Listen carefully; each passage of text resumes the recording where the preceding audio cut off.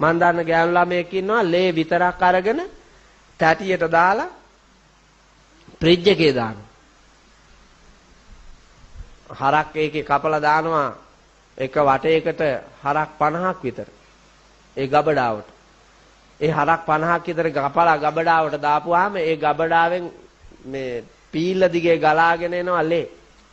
ඒකට උදේ පාන්දර ඇවිල්ලා මෙහෙම අර තැටි අල්ලලා අර රස්නේ පිටින් ගලාගෙන එන ලේ වලින්ම එකක් අරගෙන ගිහිල්ලා ෆ්‍රිජ් එකේ දාලා අරක මිදෙනවා පුතා දොදොල් වාගේ. ෆ්‍රිජ් එකේ දාලා තිබ්බාම දොදොල් වාගේ මිදුනාට පස්සේ ඒක එළියට අරගෙන දොදොල් කපනවා වගේම කැට කපනවා. කැට කපලා 3-5 දාලා අරව මෙව්වා දාලා හදන හොද්දක් තියෙනවා. ඒ හොද්දේ ගිල්ලනවා අරුවා. ගිල්ලලා ඇව්වා කන්න ගන්න.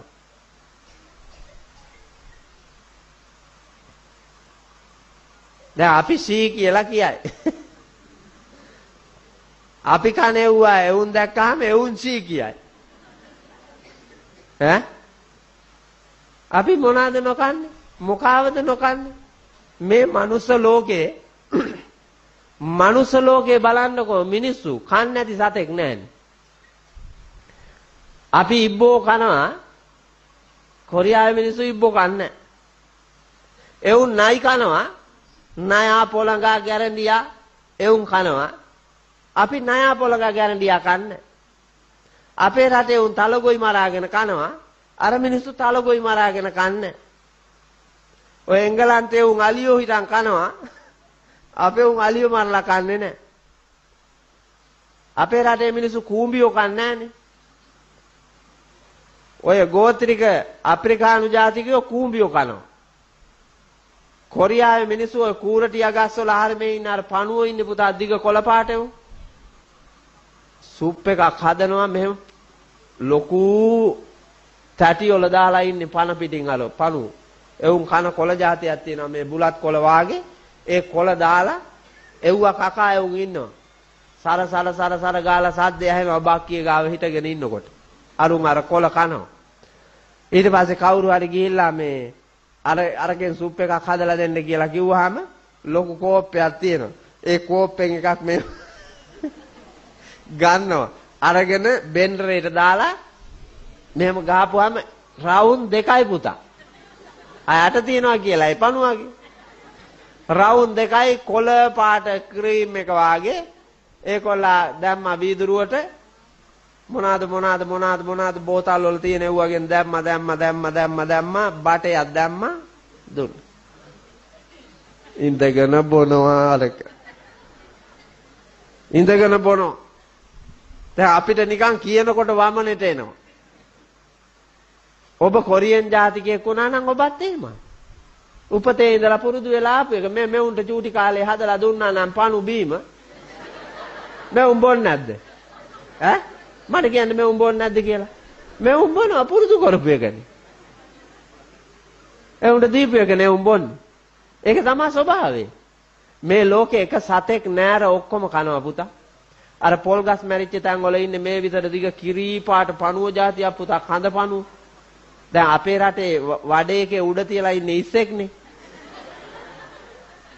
කොරියාවේ ඉන්නේ පුතා අර දිග පණුව. වඩේකේ තියලා මෙහෙම රෝස් කරලා තියෙනවා. කිරි බෑ කනවා. මම හිටපු කාලේ ඇඟ ගැහි සතිය හමාර පාම්ම කෑවා පුතා. සතිය හමාර පාම්ම කෑවා. පස්සේ කොල්ලෝ ඇවිල්ලා ඇඬුවා හාමුදුරුවනේ අපි නිමාඩු දදා මාරුවට හරි ඉන්නම් කියලා. එවුන් එක නිමාඩු දදා නතර වුණා මට කෑම හදන්න නතර වුණා මම පාම්ම කනවා කියලා. ඒක පැවිදි ජීවිතේ කොච්චර හිත හදාගෙන ඉවසාගෙන ඉඳ හැදුවත් අරුවා මතක් වෙනකොට බෑ පුතා ඉතින්. පිළිකුලක් එනවමයි. ඒ හින්දා මේ ලෝකේ පුතා අතාරින්න නැතුව මිනිස්සයෝ කියලා කිව්වට අපි තිරිසනුන්ටත් එහා ගිහිල්ලා සත්තු මරාගෙන කන జాතියක්. ඒ සත්තු මරාගෙන කන අයට මෙලවත් පරලොවත් දෙකෙහිම පටිසන් දෙනවා. මේ ළඟදී හරක් හොරකමේ ගියා මිනිස්සේ. වැව් පිටි. හරක් හොරකමේ යනකොට වල්ලාලියෙකුට අහු වුණා. වල්ලාලියට අහු වෙලා වල්ලාලියා තලලා පාගලා දාලා හිටියා. කබරයෝ හැන්දෑවක තමයි හම්බ වුණේ. කොල්ලොන්ට මුණ ගැහිලා කොල්ල පොලිසියට කියන්න බයට මට කිව්වා මං ඒ ගමන වනජීවයකටයි පොලිසියටයි කියලා ඒගොල්ලොත් එක්කගෙන වැව් පිටියට යනකොට අඩ කරුවල වෙලා. කබරයෝ කනවා පුතා. අපි යනකොට. අනුන්ගේ මස් කන්න ගිහිල්ලා. පහුගිය කාලේ දඩයක් කාරේ තුවක්කුවක් බැන්දා. මුවන්ට තුවක්කුව බැන්දා. එතනින් පාන්දර අලිය ආවා අලියටපත් වුණා. මුවාට බඳින එක සාමාන්‍ය අලියාගේ කකුලට වදින්නේ. අලියාගේ කකුලට වැදිලා අලියාගේ කකුල හිරිවැටුණා වදිනවත් එක්කම අලියා එතනම තිබ්බ ගහට හේතු වුණා. හේතු වෙලා හිටියා. දැන් මූගේ තුවක්කුවපත් වුණා මූට ඇහැරුණා හිත කියනවා එළිය වැටෙනකන් ඉන්න දෙන්නේ නැහැ හිත. ඇයි තිත් මුවා වැටිලා. වෙන එකෙක් ආපු ගමන් දැන් මූට කලින් මුවාව උස්සාගෙන ගියොත් ඉවරයි. මස්සොලට තියෙන පෙරේත කමට පව්කාරයාගේ අකුසල කර්මයක් මැදිහත් වුණා. පාපය මූකුරා ආවා. කර්මයේ ඵල දෙන්න ළඟයි. හිත කිව්වා දැම්ම ඵල. ටෝච් එකත් අරන් ගහ යනවා දැන්. ඔළුවේ තියෙන්නේ යම් රූපයක්ද ටෝච් එකට ඒ රූපෙ මිසක් පුතා වෙන මොකක් වැටුණත් සිහිය නැහැ. දැන් ඉන්නේ ගුරු පාටයි තිත් මුවා හොයන්නේ. හොයාගෙන යනවා. අලියා හේතු වෙලා හිටපු ගහ ගාවට යනකම්ම මිනිහට නිනව්වක් ගියේ නැහැ.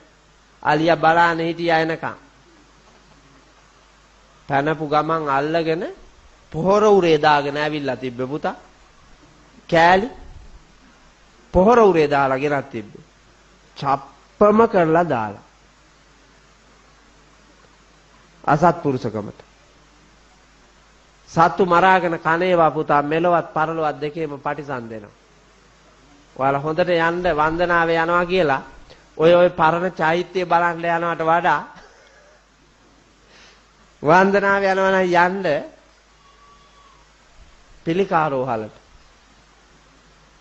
ගිහිල්ලා බලන්න කර්ම විපාක. ඒක තමයි ජීවිතේ ඉගෙන ගන්න තියෙන හොඳ තැන. හෘද රෝග වාටුවට යන්න. දද කුෂ්ඨ පිළිකායකට යන්න. මන්ද මානසික අයින් එකට යන්න. මන්ද බුද්ධික දරුවෝ අංගවිකල දරුවෝ ඉන්න ආයතන වලට ඒ තැන් වලට යන්න. ගිහිල්ලා හොඳට බලන්න. බලපුවාම පෙනෙයි ඔබට කර්ම විපාක. සත්ව හිංසනේ ආදීනෝ. ඒවා මිහිපිට කොටසක් පටිසන් දෙනවා.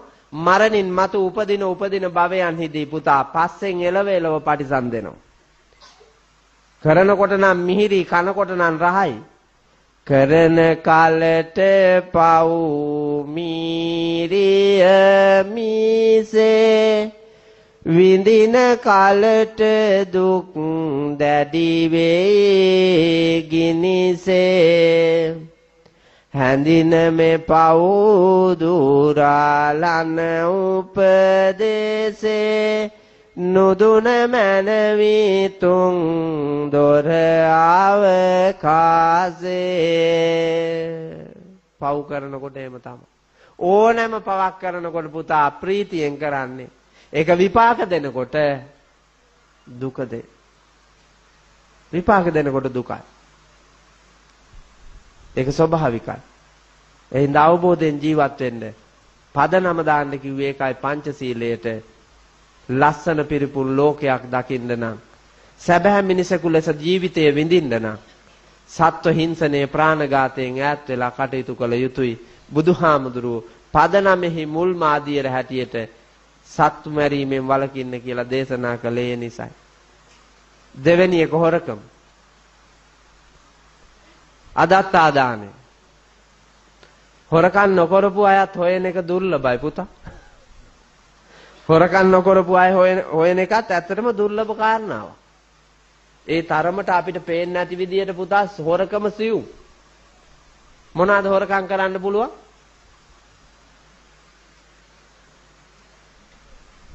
ඈ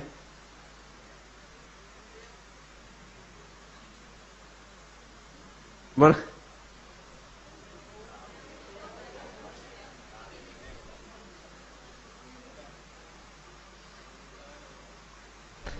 කාලයයි ශ්‍රමයයි ධනයයි. කාලයයි ශ්‍රම